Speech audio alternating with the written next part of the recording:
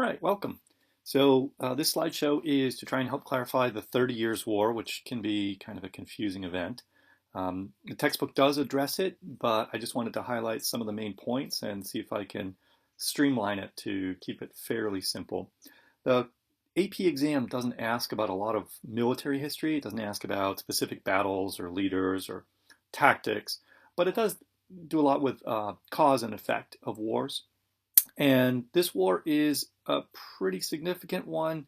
I really think that it has an impact really down to today, to the modern world, because of the situation it leaves in Central Europe, the kind of chaos, the lack of a strong central state that eventually leads to the rise of Germany. And I'll talk about it a little bit at the end of the presentation here, the idea of German militarism or Prussian militarism that helps set the stage in many ways for World War I, World War II, which helped set up the Cold War, helped set up the US as a global superpower. So I think it's a pretty significant war.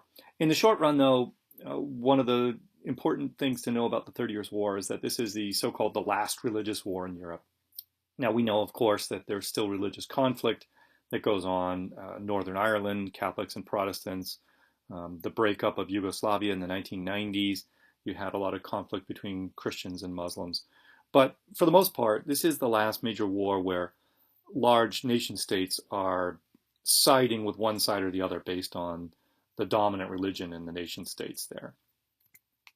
So this is a map of the Holy Roman Empire in 1648. It's really not important that you know everything that's keyed in that box in the lower right-hand corner of the map, but really I just want you to take a look at the map and realize how large the Holy Roman Empire was. You can see that it includes what's now Germany, parts of what's now Poland, the Czech Republic, Austria, Belgium. But what else you see from this map is it's very fractured. It's not really very unified at all. And in the 16th century, the Holy Roman Emperors attempted to create a nation state, or a state, I should say, much like France or England or Spain, and they failed. And what complicates the issue in the 16th century is, of course, the religious conflict, the Reformation. And the northern part of the Holy Roman Empire becomes largely Protestant. The southern part is mostly Catholic. And there's a war that ends in 1555 with the Peace of Augsburg that says that essentially each ruler of all of these tiny little colored splotches here on this map got to decide what religion the people would have to follow. But the only choices were they could be Catholic or they could be Lutheran. Calvinism was not considered an acceptable choice. So the war didn't really resolve anything. It wasn't a compromise in the sense that in France you get a compromise with the Edict of Nantes that says that France is Catholic, but that Protestants could have fortified cities where they could practice their religion freely. It's not a compromise, certainly in the sense that in England you have the Church of England, which is Protestant, but it retains a lot of sort of the trappings of the Catholic Church that nobody's really thrilled with the Church of England, but most people are okay with it. And in the Holy Roman Empire with the Peace of Augsburg, it's really more of a pause in the fighting than anything else. And so you can see really how very divided the area is politically by looking at this map too. So as I'm going to show you in a subsequent slide, one of the other problems in the Holy Roman Empire, besides the religious one, is the idea that you have all of these petty princes all over the Holy Roman Empire, and they like being in charge. They don't want to kowtow to the Holy Roman Emperor. They don't want to lose their power. Whereas in France and England, the nobles have pretty much lost their struggle with the monarchy. In the 17th century in England, you have not the nobles, but the gentry, the wealthy commoners who have most of their wealth in land. They rebel in the English Civil War, which we'll look at in a week or two. In France, the nobles have pretty much lost, although they don't quite realize it until the mid to late 17th century with King Louis XIV. But in the Holy Roman Empire, the nobles, the princes, they still really hold a lot of cards, and they're not ready to fold yet.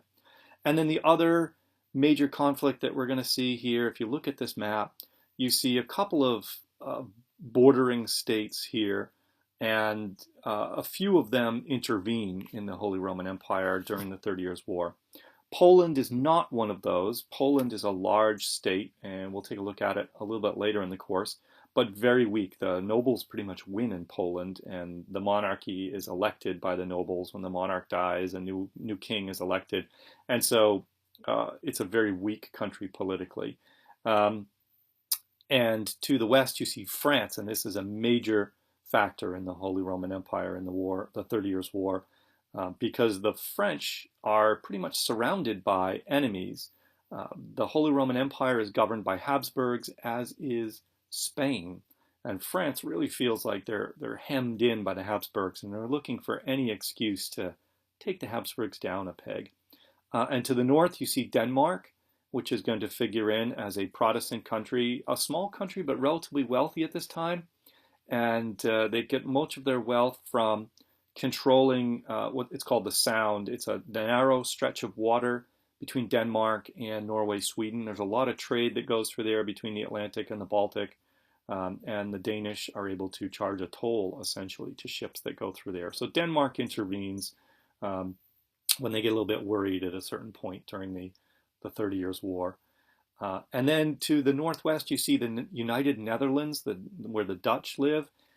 In the late 16th century, they had been a Habsburg domain, but they successfully rebelled against the Spanish control and have won their independence. And they enjoy a brief kind of a golden period in the 16th and 17th century, where despite the small size of the country, they control a very considerable amount of wealth, mostly from their trade in the East Indies, controlling some of the access to the Spice Islands.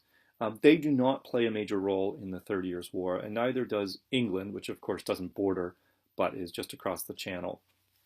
So anyway, just a couple things, as I say, to get from this map. The size of this empire, but the lack of unity, and some pretty dangerous opponents right on their borders here. So some basic facts about the war. The war lasts for 30 years, which is convenient, 1618 to 1648. And I think that date, 1648, is an important one to know. The AP exam doesn't ask you specifically about dates very often, but a lot of times it will put a date in a question, either a multiple choice, pre-response, or TBQ. And if it's sort of an odd date like 1648, you want to perk up a little bit and say, yeah, there's a particular event that they're referencing there that it's important that the topic you're discussing is taking place before, or during, or after that event. So if it says something like 1650 or 1700, that's just kind of a generic date. But if it's a specific date like this, like 1648, you want to try and think, is there an event that happens then that's important? And this is one of those events that I think is pretty important. The war begins in 1618. There's a comet seen in the sky that year, and people back then thought that a bright comet would be a sign from God that something big is happening, and of course something big was happening. In 1618, the Holy Roman Emperor died, and as was traditional, there's a group of very high-ranking nobles in the empire called electors, and they gather to choose the next emperor. They've always chosen the Habsburgs, and in this case, they choose the person that is the next in line. There's no direct heir to the emperor who died, but the next in line is Ferdinand II, and so they choose him as the emperor. But there's a group of Protestants in Bohemia, which is in that border between the north and the south, between the Protestant and Catholic area, that don't want this. And they protest, and they essentially rebel against the emperor, and this begins the war. The war mostly takes place within the Holy Roman Empire. Really, that's where all the significant fighting takes place. And this is important. If you think about, if there had been a war going on in New England, let's say, for 30 years running, since 1983, think of the devastation. Think of the effect on the economy. People would have fled. People would be psychologically scarred by this constant warfare. And this really is a major effect. It's hard to measure exactly in some ways, but I think we can point to some evidence and say, yeah, this really had an impact on people who lived within the confines of the Holy Roman Empire. As I mentioned earlier, there's three basic conflicts going on that are kind of wrapped into one. And one is the Catholic versus Protestant conflict. Again, Catholics in the south, Protestants in the north. The princes versus the emperor. And finally, the French. Remember, they felt hemmed in by the Habsburgs. And so this is the third element of the conflict. And there are other people besides the French that are very nervous about the Habsburgs potentially winning and creating a strong central state in Central Europe. The Danish and the Swedish particularly are upset about that possibility. And another important thing to know is that really the Holy Roman Empire essentially ceased to exist. On the other hand, German Protestantism continued to exist, and so these are some really important consequences of the 30 Years' War. Now, causes, again, maybe I'm kind of beating a dead horse, but I'm trying to really make the point to simplify it down to these three major causes that you have to think about if you think about the 30 Years' War. The local princes resenting the central authority, the unresolved conflict between Protestants and Catholics, and finally the dynastic rivalry between the French kings and between the Habsburg rulers. The old French family is the Valois. Actually, we're getting into the Bourbon family once we get into the 17th century, but that rivalry continues. Now, something that's, I think, relatively important to know if you do get a question about the 30 Years' War and you need to discuss it in detail, is the idea that there are four distinct phases in the war. The war begins with the so-called Bohemian Phase. Bohemia is an area of the Holy Roman Empire that is starting to become Protestant. And Prague, which is the major city in Bohemia, now the capital of the Czech Republic, is the flashpoint for this war. And what happens is the emperor sends some emissaries to Prague to kind of give those Bohemians a talking to about the fact that they've resisted the emperor's rule. And so they meet with some of the Protestant leaders, and they actually are literally tossed out a window and several stories up. And this is called the defenestration of Prague, which is a wonderful word, defenestration. It literally means to throw someone out a window. If you are taking French, you might know fenêtre is the French word for window. In German, I believe it's Fenster. And so they literally throw these guys out a window. And one of the really interesting things is these guys, by all rights, they should have died. But they actually all survived. And you get rival explanations between the Catholics and the Protestants why these emissaries survived. The Catholics claim that this is miraculous and that there were visions of angelic beings that wafted them gently to the ground. Whereas the Protestants say, well, no, there was a muck pile at the bottom of the window. Of course, in the days before garbage disposal and sewage sanitation systems, people would just empty garbage and their chamber pots, which are the little pots that they use as bathrooms, they would just throw all that stuff out the window. So at the bottom of windows would be this big, awful compost pile. And these guys landed in the pile, and that broke their fall. But in any case, this is a terrible insult to the emperor. And so he sends his army into Bohemia and is actually quite successful at cleaning out these rebels. And to this day, actually, Catholicism is more dominant in the Czech Republic and Bohemia than is Protestantism, because the emperor was so effective. And so he decides, hey, you know what? I'm so successful at cleaning out the Protestants here. Why don't I, once and for all, take down these Protestant princes in the north? And so he sends his army throughout the north and engages in a pretty successful campaign. And Protestants in Northern Europe start to get very nervous, especially the Danes to the north, that the emperor might not stop at ending Protestantism in his Holy Roman Empire, but he may actually go out and make war upon Protestants throughout Northern Europe. And the Danish are also a little bit worried, perhaps, that the Holy Roman Emperor is going to be tempted to seize control of those really profitable tolls that the Danes have with ships running through the Sound between the Atlantic and the Baltic. And so the second phase is the Danish phase, where the Danish king, Christian IV, sends in his army to go as a defender of the Protestant cause and to help the Protestants in the northern part of the empire. But he's not strong enough. And the Catholics continue to do very well in the war, defeating the Danish armies as well as the Protestant armies. And so the King of Sweden, Gustavus Adolphus, decides that he needs to intervene as well. He starts to get nervous about how this thing is turning out. And so he goes with his army. And in fact, he's quite successful. He's actually really a bona fide military genius. And the textbook talks about this a little bit. Um, he's the general who really understands how to use gunpowder in a way that previous generals hadn't used gunpowder effectively, hadn't used firearms effectively. One of the problems with the guns that people had back then is they're very slow to load, and so the soldiers, after they fire their shots, they're pretty easy to pick off, send in swordsmen or men on horseback.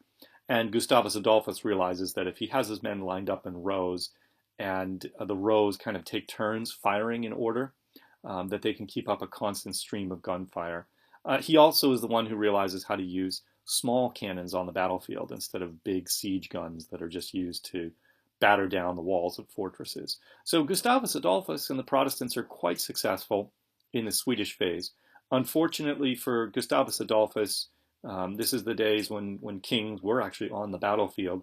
He's killed in battle, and the Swedish army is kind of lost for a little bit. And this is where it gets interesting, where the French, who are essentially ruled by a cardinal, a high-ranking official in the Catholic Church, decide to intervene on the side of the Protestants and help the Swedes and help the Protestants in the northern German states.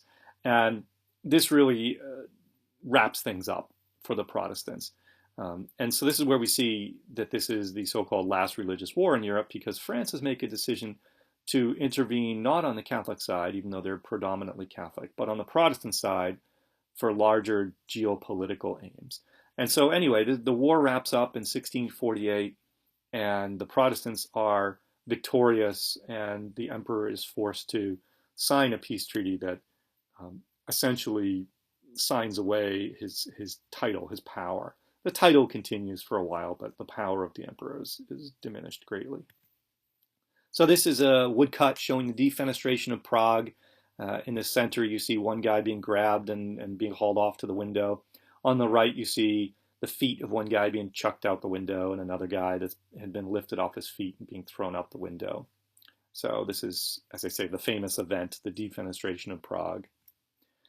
So the results of the war, the Treaty of Westphalia, the Peace of Westphalia, it's similar to the Peace of Augsburg that allows local rulers to dictate their religion, but it adds the fact that Calvinist rulers can now dictate their religion to their people. Remember, this is not religious freedom. This is not religious tolerance. If I'm a Lutheran and my prince is Catholic, I'm out of luck. But it does maintain this religious diversity because there are Catholics and Lutherans and Calvinists among the princes of the Holy Roman Empire. The Holy Roman Empire is a government that can't do what governments do. If you're a government, you can't make laws, you can't collect taxes, you can't maintain a military, you're not a government. And so the empire is effectively dissolved. The empire is also devastated. You have armies marching back and forth over the same territories for 30 years, and they're looting, they're burning crops, they're burning villages, they're raping and pillaging and murdering. The peasants stop planting crops because why bother? It's just going to attract an army of mercenaries. In these days, armies were not paid properly. They were not clothed or fed or given ammunition. They were recruited from the lowest ranks of societies, criminals, murderers, just real dirtbags. And they would go through and if you're a peasant and you see an army coming over the hill, you run. You don't ask whether it's the good guys or the bad guys. They're all bad guys. And so peasants flee throughout the empire. There's famine on a massive scale. There's plague that's spread by refugees who are sick and debilitated from lack of food and wounded. And the empire is just a mess. There's whole areas of it that are depopulated. And it takes some time for political, economic recovery. And one of the states that leads this recovery in the northeast of what was the Holy Roman Empire is Brandenburg, and it unites with another Germanic state of Prussia. And under Prussian leadership, there's a sense that, hey, we're not going to let people do this to us again. And we're going to make sure we have the best darn military around. And starting in the late 17th century, the family, the Prussian leadership under the Hohenzollern family, creates, some people call it, not a country with a military, but a military that has a country to support it.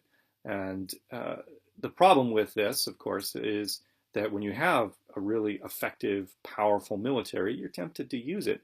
And so the Prussians in the 18th century and 19th century used their military very effectively to forge the modern state of Germany. And they're so successful that they start to get the sense by the late 19th, early 20th century that, it's their turn, that France is in decline and Spain is in decline, and it's Germany's turn in the sun. And this is partly what leads to World War I and World War II, which of course we'll look at in a lot more depth in late winter, early spring. As I mentioned, the so-called military revolution of Gustavus Adolphus, there's a realization that the knight on horseback really has no more place on the battlefield, that it's really a man on foot with a gun that is the dominant force on the battlefield. And this really changes the way that fighting is done. And instead of having a relatively small military consisting of nobility with very expensive armor and war horses and such, you have really large armies that are much more expensive, actually, because the nobles, of course, brought their own armor and their own war horses and such. But now you have kings and queens who need a large army of foot soldiers, and these are expensive. And so you have the growth of not just a modern military, but the modern state that needs a lot of money to pay these guys. Because what happens is later on the French, and later on in the 17th century, the French realized that they can't really continue with a large standing army composed of criminals. They need to pay these guys. They need to recruit a better class of soldier. And so you need to collect taxes in order to pay this large military. And again, like with the German militarism, once you have this large, expensive army that you're maintaining, you're tempted to use it. And so it leads to kind of a different style of fighting and motivations for fighting. On the other hand, what you get in the 18th century when you do get more professional militaries is you also get kind of a set of rules. And the rules say, for example, that you shouldn't target civilians.